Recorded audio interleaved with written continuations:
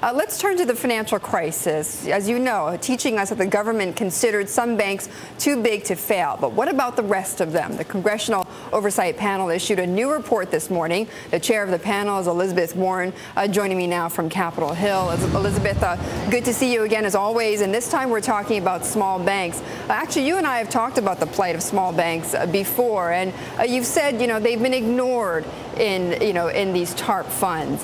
Have you seen any change at all in Treasury, given your warnings that we're not paying enough attention to small banks?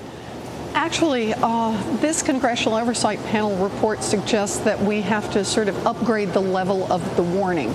In effect, the TARP funds that went into the financial banks did it under a one-size-fits-all plan, and it worked really well for the Wall Street banks, but it didn't work well for the rest of the banks in the system. The Wall Street banks have been able to repay. 76% of them have repaid. They're off making record profits and paying record bonuses. The smaller banks, only 10% have been able to repay so far, and 15% of them have now missed at least one dividend payment, suggesting that there's some real trouble. And you expect that to grow, right? Do you have any numbers as to how many more may miss? Well, let's just look at what the factors are.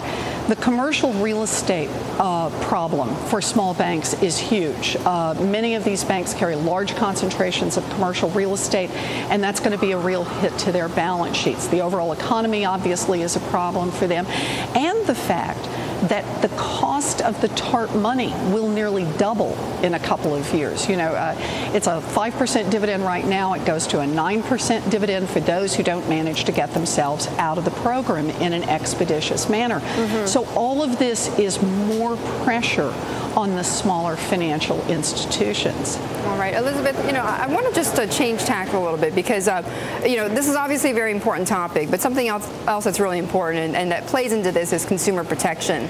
And, your name has, of course, been bandied about as possibly heading this consumer protection agency. Is this something that you're interested in? Would you accept such a posting?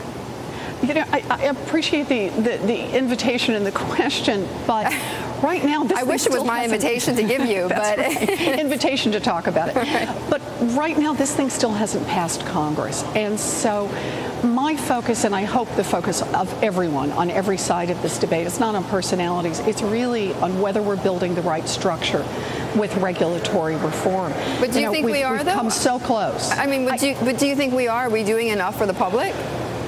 I think that the consumer agency is strong. It has a lot of teeth, and it has a lot of capacity to reshape the consumer credit market in a way that just works, becomes a real functioning market again, a market where consumers can see the products, they can say, oh, that's how much it costs and that's how much risk is associated with it, right, and make comparisons among products.